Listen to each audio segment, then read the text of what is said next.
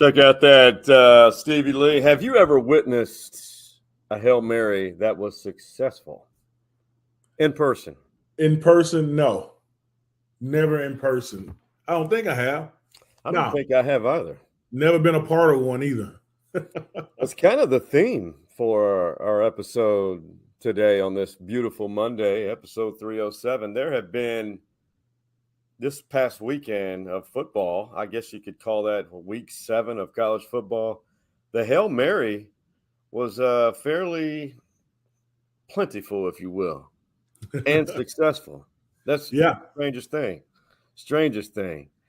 So, Steve, I wonder if we've got to ask Hargrove Roofing, all the beautiful people at Hargrove Roofing, if they've been a part of a Hail Mary. But one thing about them that everyone should know as they have expanded into the great state of Texas is, you know what? You will know who's on your roof, right? There you go. Hargrove Roofing, good friends out of Shreveport, Louisiana. Thanks for supporting our show, man. They're good people. So, if you need a roof, Hargrove Roofing, know who's on your roof. That's right. Hey, they're big supporters of UT Athletics, the UT in Austin, not Knoxville, Tennessee, by the way. Absolutely. And they're big Longhorn fans and supporters, and they do great quality work. All right, Stevie, the bye week has come and gone for the Longhorns. So as a player, you being a former Longhorn defensive tackle, bye weeks, from a fan's perspective, and I know smart fans know better than this, but when you think of bye week, you think of lounging around and taking a break from work, but that's so far from the truth, right? Yeah, no, you go to work on a bye week, man. You may get a day off, but you're implementing new things, new defenses, new offenses, new wrinkles in your defense and offenses, and actually you have a pretty tough week of practice because there's no game, right? So you almost do full patch scrimmages and things like that. But it's implement week. People that are banged up get a little bit of rest to go to rehab or not rehab to the training room and get some treatments and things like that. So you have a little bit for people that are getting banged up during the season. You have a little bit of time to get a little bit of treatment, and then also you have some time to put in some things, some new wrinkles into your defense and offenses. And the Longhorns will need that because you just saw the video, the Hail Mary down in Houston this past week. They found a way. Dana Holgorsen and the Cougars really, I think, saved their season because they would have been 2 games below 500 had they lost to West Virginia. And they found a way. It's Houston's first year in the Big 12, and that Hail Mary was converted. It's always fun to see because everyone's reaction. But when you look at that as the opponent, that being Houston, who, if you think about it, Houston, BYU, Central Florida, the newbies to the Big 12, they're having some not problems, but they're trying to adapt because the quality opponent every week has changed. What do you think Houston will bring to the table this week against Texas? Well, contrary to popular belief, people don't think that we get their all when we play them. Oh, yeah. But, this game was circled on U of H's calendar. Right. So we're going to get everything that they got. They're happy that it's a home game, for them. But it's going to be fun because it's always fun going to Houston and playing U of H. Yeah. When I was in college, when I played at Texas, we played U of H a couple times, and so it was always fun to go to their stadium. I recorded my first sack. Did you really? I didn't know that. Yeah, against U of H. So they have a special place in my heart, Yeah. So, but it's they're gonna try to come out and beat Big Brother in the state of Texas, and but it's long as Texas stay poised and do what they do, dance with who brought you. All right, Daryl. Yeah, exactly. and just stick to your basics, and we should be fine. But U of H is going to fight. They're going to fight. We're going to have a fight on our hands at some point in the game, and we just got to put out their fire quick. That's experience from a former player right there. Yeah. And so you and I both know this has been a concern. The UT offense has shown they could easily move in between the 20s very well. And you said something last week after the OU loss in Dallas that resonated not only with me, but it's something that Sark addressed after the OU game that I think you stated, and correct me if I'm wrong, you said, I think they get a little too cute down there on the goal line and play calling because of that goal line stand that the Sooners had, which really gave them the momentum late in the game. But as you see this team, and maybe if you heard anything the last week or so, I mean, do you see this being an issue moving forward, or is this red zone offensive issue still something that you think is going to linger? No, it's got to change. It's got to get better. We pay our coaches a lot of money to figure it out. A lot of money to figure it out, and they will. They'll figure it out. This is how a team grows. You see what's wrong during the season, and you fix it during the season. You don't have to wait till next season to fix it. Fix it now. So, his script is really good to get us into the red zone. We get there. We got to get a script to punch it into the end zone. So hopefully they worked on that this offseason. I hope they put the ball on the 20-yard line every scrimmage and try to score. That's red zone, So, sense of urgency. Yeah, finish the drive. Our guys, when I see on the field, they're big, fast, and strong, and they don't get tired. Our guys never get tired at the end of the game. This is something really new from last year. We used to get tired towards the end of the game and at the end of drives. We don't get that anymore. So it's not on the players. It's on plays and play calling once we get to the red zone. And that's my opinion. That's my observation whenever I watch the games. The kids are executing the plays. The plays are just not working because I don't think that they're the correct plays at that time. Well, Sark addressed that, especially when they get down there on the goal line and how they assess the damage that OU exposed on that goal line stand. This is what Sark said as moving forward as they hope to improve that piece of their offensive game. Sometimes a new style of scheme is in their best interest predicated on what we're getting. Sometimes it's doing what they know really well so that they have answers to the whatever look they could get from a defensive perspective. So there's a lot of levels to that. Then it's looking at the play caller and the sequencing of how I'm calling those plays. But we're drilling down on it to every level. That's what the bye week is really good for. You have more time to do that type of stuff. So that's essentially what you alluded to. That's a bye week gives you a little bit more time, not only for injuries, but to correct what may be holding a team back. Yep. He read my mind. Yeah, that's right. You guys are on the same page. Now, the one issue, and listen,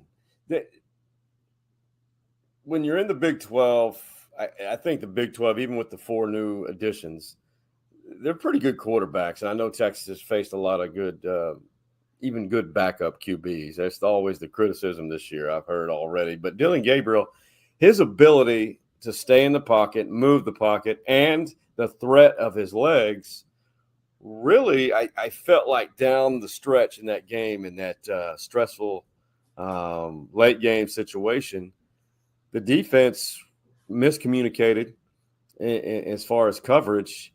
And I want to play this soundbite from Sark, and then I can't wait to hear what you have to say regarding their preparation from, I don't want to use the word failure, but their failure to not be able to defend that one play on that long drive after Texas took the lead. And I thought this was I liked what he said right here, because this is so true. You can't take a full-on rush every time against a quarterback like a Dillon Gabriel. I think we need to be mindful of how we rush and who we're rushing against. I think that's one thing that we can improve upon. And then the second thing is just making sure we're on the same page in the secondary. We can't have, two critical breakdowns in the secondary in that type of a game, in that moment of the game. We need to all be on the same page, and that goes back to communication. Yeah, what he's talking about is, when we do send the pass rushers, we got to have lane integrity, is what that's called. You stay in your lane to contain the quarterback in his umbrella so he doesn't break out, right? But too little, too late, sometimes, defenses would also put a spy on the quarterback. We couldn't really spy him at that moment because we needed everyone to drop back into coverage, because they weren't going to beat us on the ground. Well, they kind of did with him, but they were most likely going to beat us, throwing the ball. So we had to drop back into coverages. And so when he saw people turn their back to them, and there were some lanes open because our front 4 or 5 was getting out of their lanes, that's what he found seams and creases. So hopefully they worked on that this bye week, that lane integrity is very, very important, because once we get out of our lane, a decent quarterback, like any decent quarterback, would find those lanes, just, get some yards with their legs. No, and that's what shocked me, because they had some breakdowns. Especially that last drive was, especially with I think there were 2 receptions by Drake Stoops and Bob Stoops, one of his twin sons, and the run they gave up rushing yards, not a lot, but enough that was uncharacteristic. But OU's offense, to me, is that good because of the threat of Dillon Gabriel, and they're going to have another mobile quarterback, Donovan Smith, to face against the University of Houston.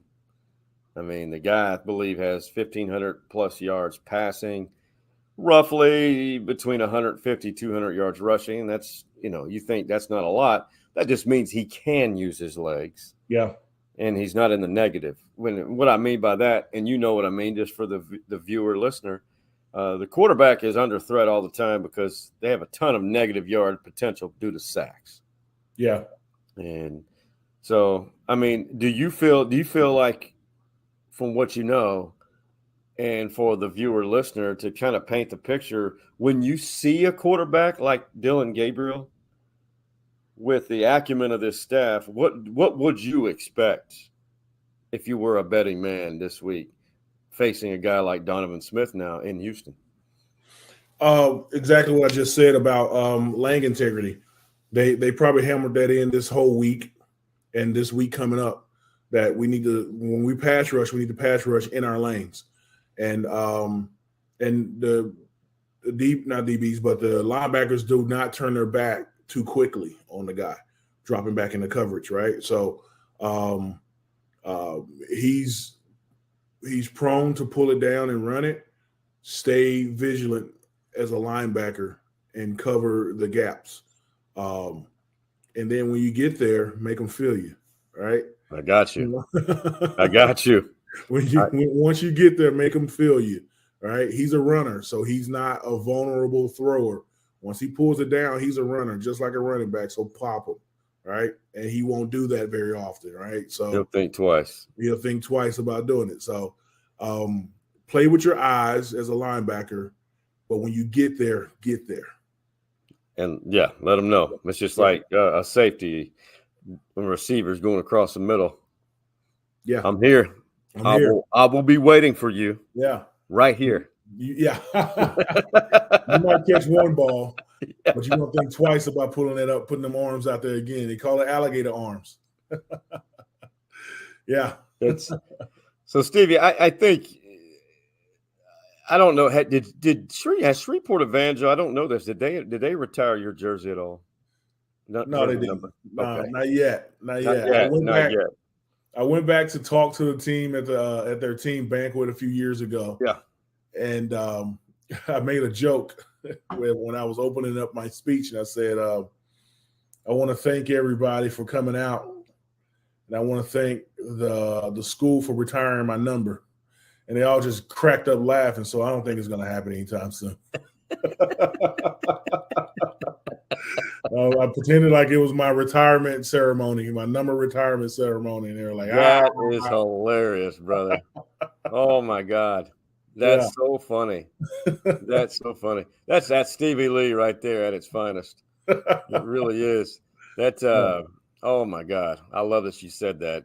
Well, I thought this was a little early, but I also thought that this is when you're from a smaller community and you had the impact that, like Jonathan Brooks, the Texas running back, man. So he's been through. We're starting to learn a lot about him. He's a great young man, well-spoken, smart, great running back. I mean, they have a lot of good talent in that running back room. But Hallettsville, Texas, it's about an hour and a half south of here. It's kind of near Shiner, Texas, where the beer is made. Shiner, Hallettsville, and there's another community I can't think of, but Victoria maybe, all in that area. Mm-hmm. Jay Brooks had an incredible high school career, led Hallettsville to just a successful run while he was there on the state level. And they retired his number this past Friday night. And the humble Jay Brooks continues to reference things like nobody believed in me except some coaches and now his late father. And you and I have talked about losing his father a year ago. But this is Jay Brooks. I mean, just listen to how he delivers this after that Hallettsville game and just how humble this guy is. Not many people have done it, so it just means a lot to know that my number and my last name will leave a legacy and something behind that not many people have done. Just thanking God and for everything that He's blessed me with. That's awesome. That's good. Good for that kid. You're right. It's a little early, but it's good for that kid, man. And hey, man, these diamond chains that these kids are wearing, this NIL money. This NIL money is ridiculous, man. You know what? I'm in the physical therapy space, or I'm tied to it. They keep wearing those heavy gold chains. They're going to need some PT in the back of their neck. Oh, that's funny, man. But good for that kid, man. That's awesome. His high school is recognizing that, that they had something special when he was there, and he's going on to the University of Texas and currently doing great things. He's a good kid. Talks very highly of his late dad. He's just a good kid, and he was very, very patient waiting behind Bijan and Roshan. Yeah. And did all the right things, said all the right things, and now his time to shine. It is. And one thing, he's also the second. Before this past weekend, I haven't looked at the stats after this weekend because Texas had a bye week. He was the second leading rusher in the country. Oh, wow. With the most rushing yards. Yeah. That is. Hey, one thing's for sure, as we're now in the back half of the regular season, one thing is for certain, and I love this guy, but when you say something like this, people are going to have fun with it. One thing's for sure, a certain thing is not true. The country's going to find out. Everything runs through Lubbock. Everything runs through Lubbock. So that was after Texas Tech beat Texas last year in overtime. It does not run through Lubbock at the moment. I think Tech has 3 losses, 2 of which in conference. Yeah. They played a great game against Oregon at home, but I don't see them. I'm shocked because I'm going to be honest with you. I picked Tech to play somebody, probably Texas or Oklahoma, in the Big 12 championship game. unless something really Texas and Oklahoma, especially Oklahoma's got to lose 2. They're undefeated in Texas. You got to lose 1 more, and Tech's got to win out. That's not happening. No, it's not going to happen. They make a lot of noise in Lubbock, man. They make a lot of noise, and sometimes, and they have backed it up sometimes. Yeah. It's scary hours at night in Lubbock, But they speak highly of themselves. Let's just leave it at that, man. And at the University of Texas, I came from Louisiana, and so I was taught that we don't like OU and we don't like A&M. Those are our rivals. But for me, I cannot stand Texas Tech. For me, it was just annoying to play up there. It was always they're just annoying. Let's just leave it at that, because I got some friends that are Red Raiders. And we all have them. They're just annoying. That's all. That's all I want to say. They're very passionate. Passionate. Okay. Them on that. That's a better way of putting it. That. Yeah. Well, speaking of the Aggies, Stevie, they're 4-3. Ooh. And they failed to close out a game that I think they should have won this past weekend. And I don't know. Jimbo's entered the back end of that 10-year contract here. Yeah. He's not getting it done, Stevie. I mean, they have a lot of good young talent, great defensive line, but they lost. I want to check the score on that game, because I don't want to be misleading, and because I know it was a very, very close game, that it was at Tennessee and they lost 20-13. And I know Tennessee's ranked, but I was just shocked because I saw parts of the game and I just thought that was A&M's to win. A&M's right there on the cusp. So in the post game, I want you to read Jimbo's body language. The reporter, who is a longtime beat reporter of the Aggies, it didn't sound like a fan, but he asked them, "Hey, Jimbo, what do you tell the fans who pay tens of thousands of dollars why this continues to happen?" Just listen to this and look at his reaction. You be the judge, audience. What would you say to the tens of thousands of Aggies that have been so Hold it. I'm not finished. Emotionally and financially supportive? That question whether or not you can actually the same things I just said to our kids. I mean, they ain't hurting no more than our kids are. Those players in that locker room, don't put them above the players.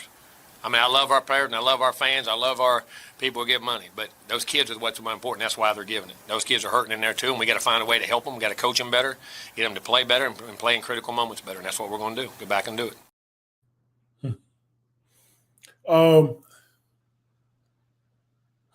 This is my first time seeing that and hearing that. I got some mixed feelings because I like what he said. Yeah. I like what he said because, yes, he has a paycheck and those people are paying his paycheck, basically.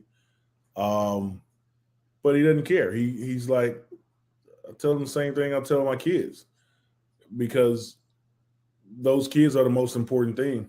Well, it's true. To him, To him. Yeah, to him. And so why am I beholding to these people on the outside? This locker room is where it all is, So those guys may be hurting because they're giving the money and things like that, but who's actually physically getting hurt on the field, taking hits and giving hits and things like that, those are the ones that are really important. Right. Mostly important. So I get what he's saying, but he also needs to lobby for his job too. So, so mixed feelings. I like what he said, but there's some politics in there too that he has to right. I agree. They have the week off, and then they host South Carolina. And then they go to Ole Miss, who's having a great year. Then they host Mississippi State. Then the traditional SEC bye week opponent, meaning like A&M's hosting Abilene Christian, and Yeah. then they go to LSU. Oh my goodness. So they got. I'll say this: that winnable game against the Gamecocks. Yeah. Ole Miss, I don't know. That's at home Ole against- Miss, though, right? Yeah, and then Mississippi State, Abilene Christian. So I mean, they could win 3 to 4 games. I mean, you're looking at a 7 or 8 win season, regular season. That's what A&M's used to. That's decent. You know, but they're Well, used to that. That's the level that A&M fans are trying to get away from. Trying to, come on, let's take that step. He took that step during the COVID season. He had a great year, the shortened year. And if I'm not mistaken, was it close to a $10 million a year deal for Jimbo? I think so. Yeah. Ooh, So that's I a lot just of money for mediocrity. no, it is, but the amount. Listen, A&M has great facilities, man. Yeah. Everything about it, regardless of what Longhorn fans, how tough it is to say that, A&M has everything in place to be winning. Yeah. I mean, They also have nice facilities for their alumni. yes, everything. Yeah. Everything. A&M has everything in place. It's unreal. So I'm just. This is the latest Sports Illustrated article about the buyout of Jimbo Fisher's contract. If they wanted to do that, it was a 10-year, $94.95 million contract, and all of it's guaranteed. Okay. So I'm trying to find out how much is A&M owe if he's fired. Well, if he's fired in or after this season, he's owed $76.8 million. That can't be right, is it? It can't be right because the contract about goes 5 years in, right? He's actually he keeps Fisher through the because they had an extension to a contract in 2021. Yeah. So that's where A&M went wrong. They In extended addition to it? the commitment for 10 years. Huh. Well, Yeah. Poor Aggies. Poor Aggies. We've heard this before. Hey, your boy Mac Brown. We're going to run through these pretty quick because so they had a young man who was ruled ineligible. Mac lobbied for him, went against the NCAA, and rightfully so. But he made his return, and look what he did. Nay protected well this time, and it's Walker again. Taz Walker, third touchdown of the night. That kid played very well. He's special. Balls I'm out. so happy that Coach Brown is a player's player. Yeah. Like player's coach. He took up for us the best way he knew how within the rules of the game or the NCAA. And he just loves his players. And that's what I loved about Coach Brown. I wish he was still here just because he loved his players so much. Going to bat for that kid, fighting the NCAA tooth and nail, and then winning for him, and then that kid going out and doing that in that game, that's awesome. That kid would never, just like me, I would never take Coach Brown for granted. He'll never take Coach Brown for granted, for doing that for him. No, do that. He did the right thing. Yeah. And, they're winning. They have a really good team. So the latest edition of the Stories Inside the Man Cave, Power 10 and 4 on the outside. Yeah. Look who I have leapfrogging Texas. Oh, North Carolina. Oh, yeah. I see that. Yep. Mm-hmm. Yep. I don't like it. You don't like it. I don't like it. It's but I understand. I get it. You got to keep OU right there. OU goes up a spot. Texas stays at 9. I think Alabama stays at 10 because, dude, they almost got beat by Arkansas, which is not having a good year. Right. I think that I would switch 8 and 9. Really? Yeah. I don't think that North Carolina have a good quality, a big time quality win on their schedule. No, that's a good point. Yeah. That's debatable. That's very, very worthy of debate. Yeah. Are they going to play Florida State? Surely they are, because they're in the same conference. Right. So if you look at it, let's go back. Let's see here. So they got Virginia at home this week, and they play Florida State. Well, they don't. No. That's weird. Yeah. It's really strange. That's really strange. But they just beat a really good Miami team. I mean, that's who. Really good? Huh? Are they really good? When they're ranked. Yeah. They beat A&M. Well, also 3 other people beat A&M. So 2 other people, I think. So my wild cards here, Penn State and Florida State, I still have yet to figure those 2 out. If they are who everyone thinks they are, you can tell who I'm biased toward. Washington. I like Washington. Yeah. And how about Notre Dame? Just waxing Lincoln Riley and USC. USC is not anywhere in the picture here. The one program, Stevie, that I've got to mention that I did not put in here that is debatable, Oregon, who had a great game against Washington, but they didn't win. I mean, Oregon's a good team. And I still think Oregon's could be one of the 4 on the outside, right there on 10 or 11 or 12. But I just feel like the ones you see, they're riding a heater right now. Just hard. This is fun, man. This is fun because everybody gets worked up, but it's going to change every week. Yeah. Yeah. I mean, your top 10 is good. It's just a couple of arguments that you can make in there, but it's still good. I think it's good. Yeah. Well, I know these guys are not top 10 worthy, but I want to show you what is going on down in San Marvelous, Texas State. Check out this environment they just had. 27,000 fans down in at Texas State University.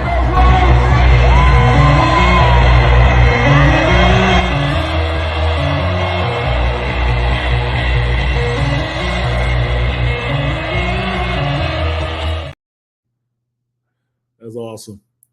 You know what?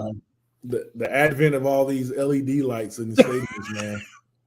It's like you're going to a club. You go to a football game and catch a club, you know? That's right.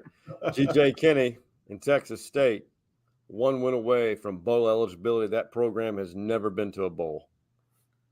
Really? No. Wow. Yeah, they moved up to FBS, I think, in 2008. Okay. Yeah. Something like that, or 09. Yeah. Dennis Francione, I think, had them at a 6-win season, but they didn't get the bowl bid. Yeah. They didn't get the bid. I think with G.J. Kinney, I think that he has some cachet because they play a really good brand. Their quarterbacks are legit. Former Arkansas and Auburn people. Former players. Got to give a shout-out to our guy, Jay Norvell. He's a Stories Inside the Man Cave VIP alumni.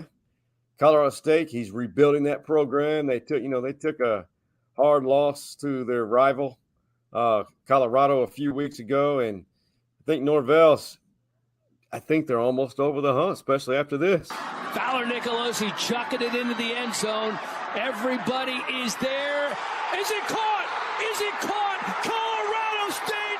Dallin Holker makes the catch. It's a miracle in Fort Collins. We're tied up. That's funny. That's good stuff. Then the extra point, they win. And of course, more LED strobing lights, another venue, Fort Collins.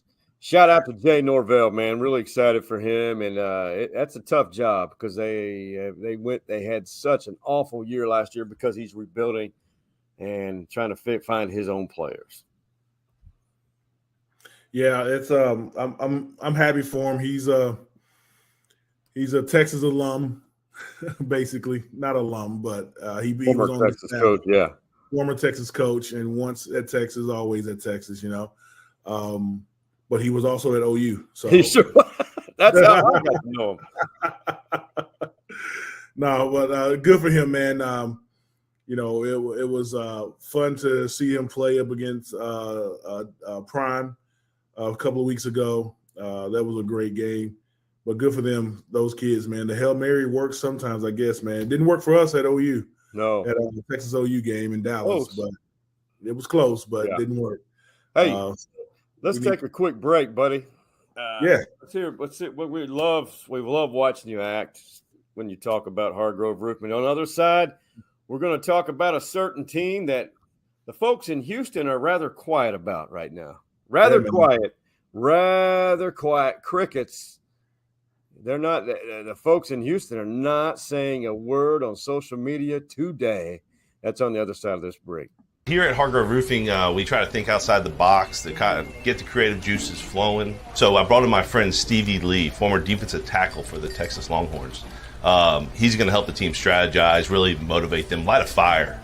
This guy's going to block down. This guy's going to block down. You put your butt into the guard, and that way my Mike linebacker gets free to do what?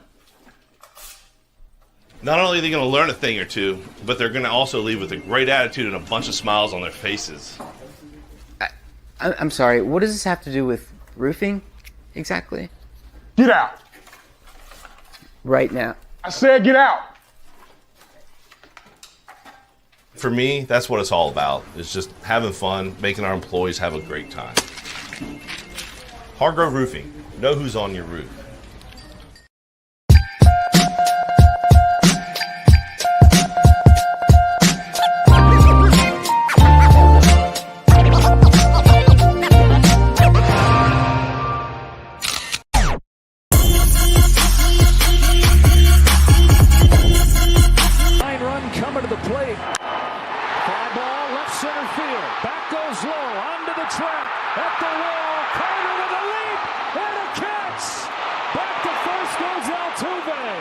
Evan Carter, the deepest part of Minute Maid Park, of the configuration right there in center field. Beautiful catch. I think that stole the soul out of the Astros, at least for game one of the ALCS. And all it took was amazing pitching by Montgomery and 2 solo home runs for the Rangers. Stevie, does Houston recover from this? Because absolutely they do. Oh, my God. Yeah, I hear some bias. That's all right, let's go, because I'm biased toward the Rangers. Let's go. You are. Absolutely, they bounced back, man. You know, they came out flat. The bat wasn't working for them, you know, that night. Last night? Last night. I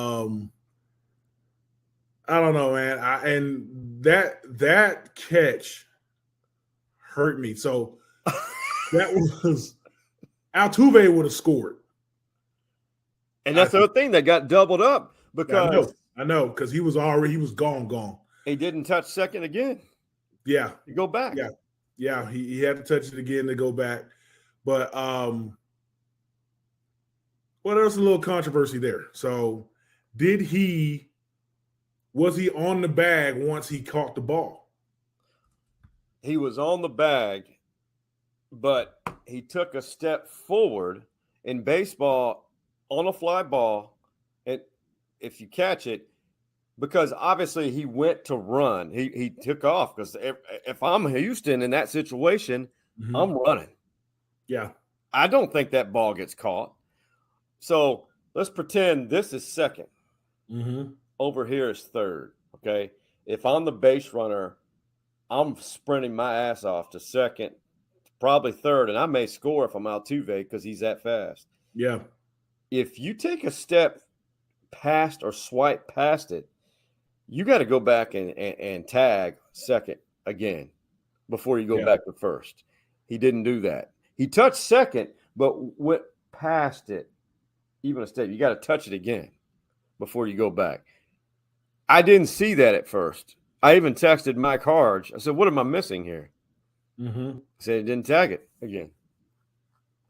Yeah. So when I watched the replay and I saw the umpire do that, I was like, golly, it's over. You felt it? Yeah. I felt it. Yeah.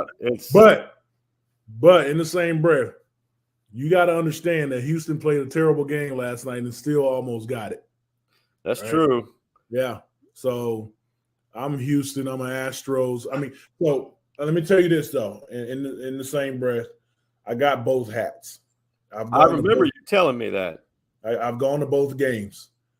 I love both teams, and I root for both teams. But if in this situation, I have to choose one, and I chose Houston. Okay. Yeah. It's just like, I want all Texas teams to do well when they're not playing against another Texas team. Well, I've got both hats too. And I clearly threw away the one that I threw on the floor, the one with orange in it. I get it, man. I get it. Is it me or Astro fans? They get real triggered. Yeah. Why is Astro that? fans are Astro fans for life, man. Yeah. But why should they be triggered? They should be all confident and not caring what anybody thinks, especially fans of an organization like the Rangers, which I've been a lifelong fan of, who really hasn't done anything. Yeah. Yeah. That's the Dallas curse right there. Yeah. I mean, we've been to 2 World Series, lost both of them when we should have at least won one of them. Yeah. Sprinkling a few divisional championships. Yeah. But in the grand scheme of things, we have not been highly successful, historically speaking. The Astros have. Yeah. So TikToking in the man cave, we always love these. This is kids and our elders, especially grandmas and grandfathers, they say the damnedest things, even to their granddaughters who like to go commando. Got to be lying. I know she better have on something. She don't wear drawers. What she wear? Nothing. Just a pussy flapping. Mm-hmm. Mayor, you put on something on that stinky hole. It don't stink.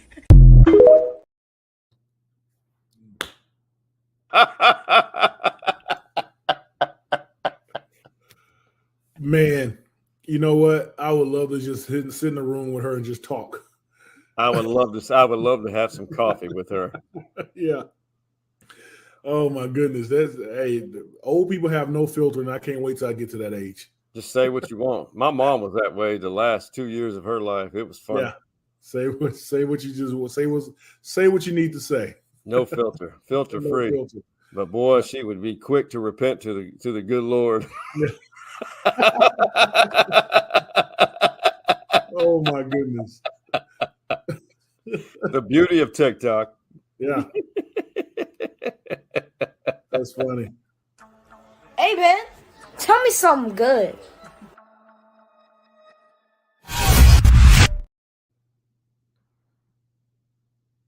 It's good. A lot of great things. You know what? We're starting to feel that crispness in the air. It's not my favorite feeling, but we needed a break. Tell me and everyone watching or listening something good that you'd like to pass along about maybe what's going on in your world. Man, something good right now is the weather's changed. We just came off of 2 great weekends of ACL in Austin. And we got this weekend, I'm a huge fan of F1. F1's coming to town. All the cars and the equipment is being dropped off at the airport right now and dropped off at the Circuit of the Americas. It's going to be fun. Our Longhorns on Saturday is going to be in Houston to get this nasty lost taste out of our mouth and get somebody to whip up on. This is going to be fun. Strap up, have fun. It's a great weekend for sports. We got the Houston Astros and Texas Rangers playing. We got Texas playing on Saturday, and we got F1 in this city. It's a great day. It's a great weekend to be a Texan. So have fun. It's going to be great. That's something good, man. It's sports everywhere in all sports. And basketball is starting back up again. So yeah, it's crossover. Yeah, we got basketball, we got Formula One racing, and we got baseball in the state of Texas this weekend. Gotta love it. That's something good right there. It's something good because I love it that we have an all Texas ALCS, and me being a lifelong Rangers fan, I think it's been fun because I've been able to, I haven't really talked trash, but I've quietly nudged some people. But I didn't reach out, man. It was I thought it was funny. Casey stuttered when I posted that after the Rangers clinched a spot in the ALCS. I put the video on one of my social media platforms, and I said, "We want Houston." And Casey stuttered, said, "Shut your ass up. You don't want that." Hey man, it's only one game, and he might be right. You might bit off a little too much that you can chew, So hey, you gotta to be the best, you gotta beat the best. That's all I gotta say. All right. You know what? But that's Casey for you. That's funny as shit. Yeah, no That's question. very funny. I love listening. He's very, very, very humorous and comical. Yeah. But there are no filters in Casey Stutter's world. None at all. That's my guy right there. I love that dude. Love him. And he's good at barbecuing, man. I'll give you a story once we get offline about Casey. Hey, I love that. I love that a lot. Like it a lot. Love Casey Stutter stories. Hey, Stevie, for the pride of Shreveport, Louisiana, that being you and Hargrove Roofing, we love those guys, and we really stand behind their work not because they sponsor us, because they do it the right way. Yeah. And they really make it the whole experience for clients like you're talking to friends or family. Shout out to them. Hope they have a great week, everyone at Hargrove. And for the OG Man Cave boys, that being Big Mike, Coach Mo, and Stevie Lee right here. You're not an OG Man Cave, but I'm here. I have no idea where I'm going. I've had a lot of coffee. Stevie Lee, what do we tell the fine folks? We out. You see the drippy, I'm fitted up. Hop in my car and the giddy up.